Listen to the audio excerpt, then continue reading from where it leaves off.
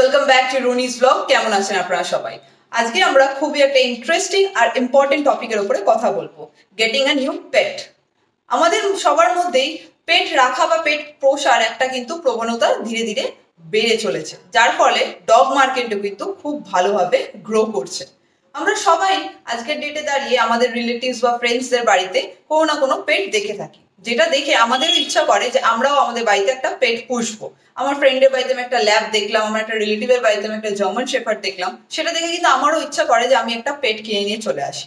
আজকে আমি যদি একটা দুম করে অন্য কারুর দেখে একটা পেট বাড়িতে কিনে নিয়ে চলে আসি, তারপরে আমি ওকে কি খাওয়াবো, কি করে রাখবো, কি করে মেনটেন করবো, এই জিনিসগুলো নিয়ে কিন্তু আমরা প্রবলেম ফেস করি। বিফোর ইউ গেটিং আ পেট, আমাদের সবচেয়ে আগে পেট কি করে আমরা রাখবো বা পেট কিভাবে আমরা মেনটেন করবো সেই বিষয়ে জানাটা কিন্তু খুবই দরকার। আমরা যখন ডিসাইড করি যে আমরা একটা পেট বাড়িতে আনবো, মেক শিওর আপনি ওই ব্রিডটার ব্যাপারে জানেন বা ওই ব্রিডটাকে বোঝেন। আজকের ডেটে দাঁড়িয়ে আমাদের সবার কাছে কিন্তু স্মার্টফোন আছে, আমরা সবাই কিন্তু ইন্টারনেট ইউজ করে থাকি। দরকার পড়লে কিছুদিন ওয়েট করে যান, আপনি যে ব্রিডের উপরে ইন্টারেস্টেড সেই ব্রিডের ব্যাপারে প্রপার নলেজ গেইন করুন, ভালো করে সেই ব্রিডটার ব্যাপারে জানুন। ওই ব্রিডটাকে আপনি কি খাওয়াবেন, কি কি ডিজিজ হয়, কি কি ট্রিটমেন্ট আছে, কিভাবে তাকে মেনটেন করবে, কতটা বডি ওয়েট আপনি তাকে মেনটেন রাখতে হবে, এই জিনিসগুলোর ব্যাপারে ভালো করে রিসার্চ করুন। কোনো পেট বাড়িতে আনার আগে তার ব্যাপারে ভালো করে রিসার্চ করাটা কিন্তু খুবই ইম্পর্টেন্ট। বা যারা এই ডগ লাইনে বিগত অনেক বছর ধরে রয়েছে, এক্সপিরিয়েন্স লোক যারা হয়েছে, তাদের সাথে কথা বলুন, তাদের থেকে হেল্প নিন।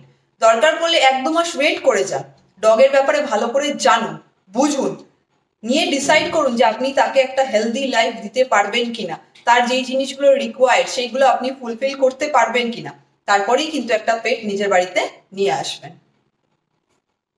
নেক্সট যেটা খুব ইম্পর্টেন্ট একটা ব্যাপার, আপনাকে নিজের লাইফস্টাইলটা বুঝতে হবে। আপনি যদি ফ্রিকুয়েন্টলি জবের জন্য বা কোনো কাজের জন্য ট্রাভেল করেন বা আপনি ম্যাক্সিমাম টাইম বাড়ির বাইরে থাকেন, তাহলে কিন্তু আপনার বাড়িতে পেট পোষাটা একেবারে উচিত নয়, পেটের জন্য কিন্তু আপনি উপযুক্ত নন। একটা পপি যখন আপনি আপনার বাড়িতে নিয়ে আসবেন, তাকে কিন্তু আপনাকে একটা ভালো টাইম ইনভেস্ট করতে হবে তার পিছনে। শুধু টাইম না, তাদেরকে আপনাকে টাইম, অ্যাটেনশন, ট্রেনিং এই সব কিছু দিতে হবে। একটা পপি যখন বাড়িতে আসে, তাকে আপনাকে সবকিছু শেখাতে হবে। একটা মানুষের বাচ্চাকে যেমন আমাদেরকে হাত ধরে সবকিছু শেখাতে হয়, সেম একটা পপি যখন আমাদের বাড়িতে আসে, তাকে কিন্তু আমাদেরকে ফার্স্ট যে জিনিসটা হয়, টয়লেট পটি ট্রেন করা উচিত। তাকে কোথায় খেতে দেবো, তার খাবারের স্পট একটা ঠিক করা, তার টয়লেট পটি ঠিক করা একটা জায়গা, এই জিনিসগুলো কিন্তু তাদেরকে আমাদেরকে ট্রেন করতে হয়। একটা পপিকে বা একটা ডগকে রেগুলার ওয়াইজ কিন্তু আমাদেরকে এক্সারসাইজ করানো, ওয়াকিং করানো, এগুলো কিন্তু খুবই দরকার। এগুলো কিন্তু ম্যান্ডেটরি জিনিস হয় অল ওভার গ্রোথের জন্য। ছোট পপিসদের জন্য তো স্পেশালি ওয়াকিং বা এক্সারসাইজ এটা একটা ডগের লাইফের খুবই ইম্পর্টেন্ট পার্ট। অ্যাটেনশন তাদেরকে দিতে হবে, তাদেরকে টাইম দিতে হবে, তাদের সাথে খেলতে হবে, তাদের সাথে সময় কাটাতে হবে। যদি আপনি সেই সময়টা ওদেরকে দিতে পারেন, তাহলেই কিন্তু বাড়িতে পেট আনবেন, আদারওয়াইজ পেট বাড়িতে আনবেন না। ওয়েট করে যান, যখন আপনার মনে হবে যে আপনি সেই সময়টা তাকে দিতে পারবেন, সেই সময়ে কিন্তু সেই পপিটাকে নিজের বাড়িতে আনবেন। আপনি যেই ব্রিডের প্রতি ইন্টারেস্টেড বা আপনার যেই ব্রিডটাকে আপনি চাইছেন যে আমি এই ব্রিডটাকে বাড়িতে আনবো, সেই ব্রিডের ব্যাপারে ভালো করে কিন্তু আপনার রিসার্চ করে নেওয়া খুবই দরকার। প্রত্যেকটা ব্রিডের কিন্তু নিডস, প্রত্যেকটা ব্রিডের কিন্তু টেম্পারমেন্ট, হেলথ কনসিডারেশন সবকিছু কিন্তু আলাদা হয়। আপনাকে সেই জিনিসগুলো ভালো করে আগে জানতে হবে, বুঝতে হবে। আপনি সেইগুলো ওকে প্রপারলি দিতে পারবেন নাকি সেটা আপনাকে দেখতে হবে, তারপরেই কিন্তু সেই ব্রিডটা নিজের বাড়িতে আনবেন। আপনি একটা থাকেন 2 BHK ফ্ল্যাটে, আপনি একটা দুম করে গ্রেট ডেন কিনে নিয়ে চলে আসলেন, সে কিন্তু আপনার ওই ছোট্ট একটা ফ্ল্যাটে বা সেই ছোট্ট স্পেসে প্রপারলি কিন্তু গ্রো করতে পারবে না। আপনি কিন্তু তাকে কখনোই সেই একটা ভালো এনভায়রনমেন্ট ক্রিয়েট করে কখনোই দিতে পারবেন না যেতেও বড় হতে পারে ভালোভাবে। নেক্সট যে পয়েন্টটা আসে সেটা হলো ভেটেরিনারি চেক আপ, ভেট। আমরা যখন পপি বাড়িতে নিয়ে আসি, প্রপার ভেট চেক আপ করানোটা কিন্তু খুবই ইম্পর্টেন্ট। আমরা যে পপি বাড়িতে আনার পর যারা আমাদের চেনা পরিচিতর মধ্যে যারা কুকুর পোষে, আমরা তাদেরকে ফোন করে ডগের ব্যাপারে জিজ্ঞেস করি যে আমি তাকে কি খাওয়াবো, কি করব, কি করব না। এই জিনিসগুলো কিন্তু কমপ্লিটলি ভুল। বা আমরা অনেক ক্ষেত্রে কোনো প্যারাভেটকে বাড়িতে কল করে ডাকি, সে প্যারাভেট এসে আমাদেরকে গাইড করে দেয়। একটা প্যারাভেট কিন্তু ডক্টর নয়, সে প্যারাভেট। একটা ডক্টর, একটা ভেটেরিনারি ডক্টর, একটা প্যারাভেটের মধ্যে কিন্তু আকাশ পাতাল ডিফারেন্স রয়েছে। আমি নিজে একজন প্যারাভেট, আমি আজকে 4.5 বছর ধরে এই লাইনে কাজ করি। আমি স্টিল বলবো, আপনি যখন একটা নতুন পপি নিজের বাড়িতে নিয়ে আসবেন, সবসময় সেদিনকেই পারলে আপনার নিয়ারেস্ট যেই ভেটেরিনারি ডক্টর রয়েছে, হ্যাঁ, সেটা কিন্তু খুব ভালো করে যাচাই করে নেবেন যে সে প্রপার ডক্টর কিনা। সেই ডক্টরকে দিয়ে আপনার ডগটার ভালো করে বা পপিটার ভালো করে চেক আপ করবেন। সে আপনাকে ইন ফিউচার যা যা ভ্যাকসিন বলুন, ডিওয়ার্মিং বলুন, বা যা যে মেডিসিনস গুলো ওর যাওয়া দরকার, বা কিভাবে আপনি ওকে মেনটেন করবেন, কি ধরনের ওকে খাবার খাওয়াবেন, কি ধরনের খাবার ওকে খাওয়াবেন না, সেই বিষয়ে কিন্তু আপনার ভেট আপনাকে প্রপারলি গাইড করে দেবে। যখন কোনো পপি কিনবে বা কোনো ডগ কিনতে যাবে, আমি সবসময় সাজেস্ট করব কোনো ভালো ব্রিডার বা কোনো প্রপার ক্যানেল থেকে বাচ্চা দেখে নিয়ে আসবে। অনেক ব্রিডার রয়েছে বা অনেক সেলার রয়েছে, হোয়াটসঅ্যাপে ভিডিও পাঠিয়ে দেয়, তোমরা সেই ভিডিও দেখে এই বাচ্চাটা ভালো লেগেছে বা ওই বাচ্চাটা ভালো লেগেছে এইভাবে সিলেক্ট করো, তারা তোমার বাড়িতে হোম ডেলিভারি করে দেয়। এইভাবে কিন্তু পপি নেওয়া কখনোই উচিত নয়। সেকেন্ড, এই হাটে বা ওই হাটে কম দামের পপি পাওয়া যাচ্ছে, সেই দেখে তুমি সেই হাট থেকে গিয়ে পপি কিনে নিয়ে আসবে, এইগুলো কিন্তু একদমই উচিত নয়। হাট থেকে আমি স্পেশালি না করবো কোনো পপি কিনতে, বিকজ হাটে 1000 জন যাচ্ছে, 1000 জন সেই বাচ্চাগুলোকে ঘেটে ঘেটে দেখছে। কোনো কোনো সেলার তো রাস্তার মধ্যে নামিয়ে দিচ্ছে বাচ্চাগুলোকে অ্যাক্টিভ দেখানোর জন্য। সেই বাচ্চাগুলোকে 30 দিন 35 দিনের ছোট ছোট বাচ্চাগুলোকে রাস্তায় নামিয়ে দিচ্ছে, ওই নোংরার মধ্যে তারা হাঁটছে। এইগুলো থেকে কিন্তু ওদের ভাইরাস অ্যাটাক করে, এইগুলো থেকে কিন্তু ওরা অসুখে পড়ে। সো এই জিনিসগুলো কিন্তু স্পেশালি খেয়াল রাখা খুব দরকার। একটা পপি নেওয়ার সময় কিন্তু প্রপার হাইজিন মেনটেন হচ্ছে নাকি সেখানে, ওই পপিটার যেখানে রয়েছে, এই জিনিসগুলো কিন্তু দেখে আনাটা খুব দরকার।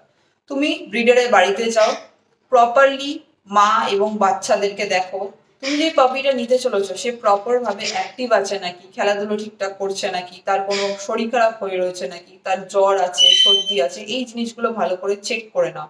তার দাঁত, মাড়ির রং কি রয়েছে, মাড়ির রং যেন রেডিশ হয়, হোয়াইটিশ না হয়, তার মানে কি হোয়াইটিশ যদি হয় তাহলে কিন্তু সেই পপিটা অসুস্থ রয়েছে। নাক যেন শুকনো না থাকে, এই জিনিসগুলো ভালো করে চেক করে তারপরেই কিন্তু সেই পপিটাকে নিজের বাড়িতে নিয়ে আসো। সেকেন্ড জিনিস, যখন তুমি কোনো ব্রিডারের থেকে বা ক্যানেল থেকে পপি নিয়ে আসবে, তার থেকে প্রপারলি সেই বাচ্চাটার ব্যাপারে ডিটেলস জেনে আসবে, যে ওর ফুড হ্যাবিট কি, ও কি কি খায়, দিনে কতবার খাচ্ছে, কি খাবার খাচ্ছে, সে কোনো ডগ ফুড মানে কোনো স্টার্টার্স খাচ্ছে নাকি, সে সেরেলাক্স খাচ্ছে নাকি, বা সে ভাত মাংস খাচ্ছে নাকি, কি খাচ্ছে সেই জিনিসটা ভালো করে জেনে আনো। আজকে সে বাড়িতে খাওয়াচ্ছিল হয়তো স্টার্টার্স, তুমি বাড়িতে নিয়ে এসে তাকে দিচ্ছ চিকেন রাইস, হট করে কিন্তু এইভাবে যদি ফুডটাকে চেঞ্জ করে দাও, তাতে কিন্তু বাচ্চা পটি স্টার্ট হয়ে যাবে, শরীর খারাপ করে যাবে, পেট ছেড়ে যাবে। এই জিনিসগুলো কিন্তু ভালো করে জেনে নিয়ে আসবে। তারপর বাচ্চাটার কটা ভ্যাকসিন হয়েছে, বাচ্চাটার লাস্ট ডিওয়ার্মিং কবে হয়েছে, ডিওয়ার্মিং এর নেক্সট ডেট কি আছে, এই জিনিসগুলো কিন্তু ভালো করে জেনে আসবে।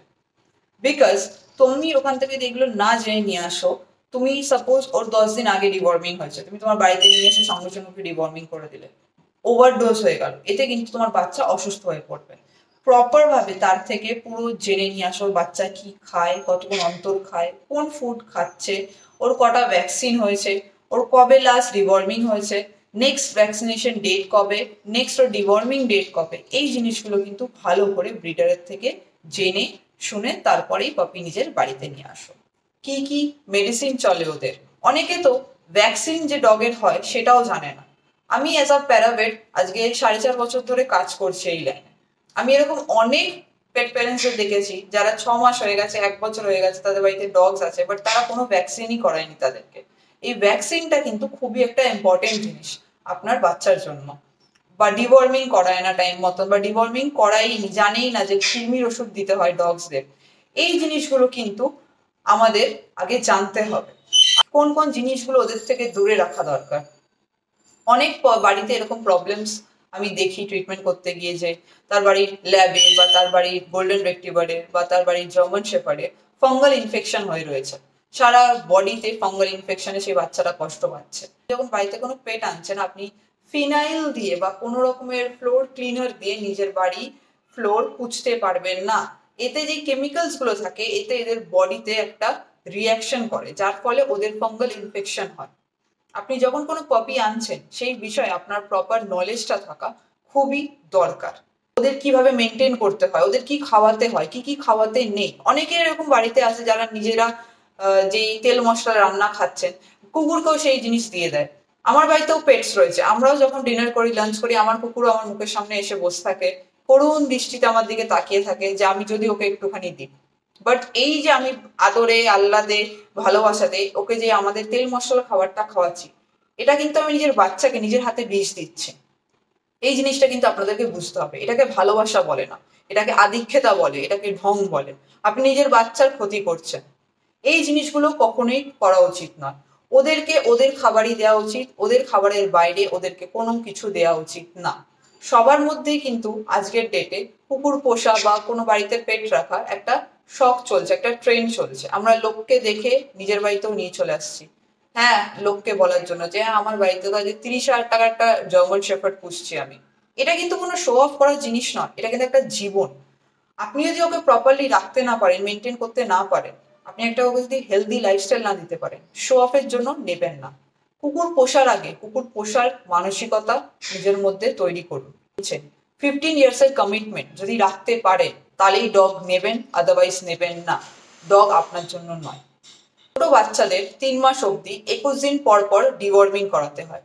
ছোট বাচ্চাদের আমরা লিকুইড ডিওয়ার্মিং মেডিসিন ইউজ করে থাকি। নিজের ভেটেরিনারি ডক্টরকে দিয়ে জিজ্ঞেস করে ডোজ দেবেন। ডিওয়ার্মিং এর ডোজ যদি ভুল হয়, আপনার বাচ্চা কিন্তু অসুস্থ হয়ে পড়বে। সেকেন্ড জিনিস, 3 মাস থেকে 6 মাস এই যে টাইম পিরিয়ডটাতে, এই টাইম পিরিয়ডটাতে 1 মাস অন্তর অন্তর ডিওয়ার্মিং হয়। 6 মাসের পর থেকে ট্যাবলেট ফর্মে ডিওয়ার্মিং মেডিসিন ইউজ হয়। 3 মাস অন্তর অন্তর বা 2.5 মাস অন্তর অন্তর ডিওয়ার্মিং করানো হয়। ছোট বাচ্চাদের ফার্স্ট যে ভ্যাকসিনটা হয় সেটা হলো পপি ডিপি। তার কিছুদিন পর 21 ডেজ পর হয় DHPPIL। তার 21 ডেজ পর করোনা ভ্যাকসিন। তার 21 ডেজ পর র্যাবিস ভ্যাকসিন। এইভাবে কিন্তু ওদের ভ্যাকসিনেশন চলে। আর এই প্রত্যেকটা ভ্যাকসিন করানো কিন্তু কম্পালসারি। যখন আপনারা কোনো পপি নিজের বাড়িতে নিয়ে আসবেন, মিনিমাম 50 ডেজ বা 45 ডেজের পপি বাড়িতে নিয়ে আসবেন। এর নিচে ছোট পপি 30 দিন 35 দিনের পপি নিজের বাড়িতে নিয়ে আসবেন না। তার জন্য অন্তত 2টো ভ্যাকসিন হয়ে থাকে, তার জন্য মিনিমাম 2বার ডিওয়ার্মিং হয়ে থাকে। এরকম পপি কিন্তু নিজের বাড়িতে নিয়ে আসবেন। দরকার পড়লে আপনি 2টো দিন ওয়েট করে যান, 2টো দিন দাঁড়িয়ে যান। কিছু হাটে ক্রসব্রিড পপি বিক্রি হচ্ছে। ক্রসব্রিড পপি কখনোই কিনবেন না। আপনি টাকা দিয়ে জেনুইন ব্রিড নেবেন। ক্রসব্রিড কাদেরকে বলে? একটা ল্যাবের সাথে একটা গোল্ডেন রেক্টিভারের বা একটা স্ট্রিট ডগের সাথে কোনো স্পিচের বাই মিস্টেক মিটিং হয়ে গেছে, বা কোনো স্পিচের সাথে কোনো হাস্কির মিটিং হয়ে গেছে, এইগুলোকে বলে ক্রসব্রিড। যে সেম ব্রিডের সাথে সেম ব্রিডের যখন মিটিং হচ্ছে না, সেটাকে ক্রসব্রিড বলে। ক্রস ব্রিডের বাচ্চা কখনোই কিনবেন না। সে আপনাকে ফ্রিতে দিই কি আপনাকে কম পয়সায় দিই, ক্রস ব্রিডের বাচ্চা কখনো নেবেন না। এদের কিন্তু জেনেটিক্যাল প্রবলেম হয়, এদের কিন্তু ডিজিজ হয়, এদের কিন্তু লাইফ স্প্যান অনেক কম থাকে, এরা কিন্তু খুব তাড়াতাড়ি অসুস্থ হয়ে পড়ে। এরকম বাচ্চা কখনোই নেবেন না। সেকেন্ড জিনিস, ইনব্রিডিং বাচ্চা কখনোই নেবেন না। ইনব্রিডিং বাচ্চা মানে মায়ের সাথে ছেলের মিটিং হয়েছে, বাবার সাথে মেয়ের মিটিং হয়েছে, বা ভাই বোনের সাথে ভাই বোনের মিটিং হয়েছে, এইগুলোকে বলে ইনব্রিডিং। ইনব্রিডিং কখনোই বাচ্চা নেবেন না। তাদের কিন্তু জেনেটিক্যাল প্রবলেম হবেই হবে। তাদের শুধু জেনেটিক্যাল প্রবলেম না, তাদের বোন স্ট্রাকচারেও প্রবলেম হবে, তাদের হেলথ কন্ডিশন ভালো হবে না, তারা কিন্তু সারা জীবন রুগ্ন হয়ে থাকবে, তাদের কোনো না কোনো ডিজিজ, কোনো না কোনো ভাইরাস অ্যাটাক হতেই থাকবে।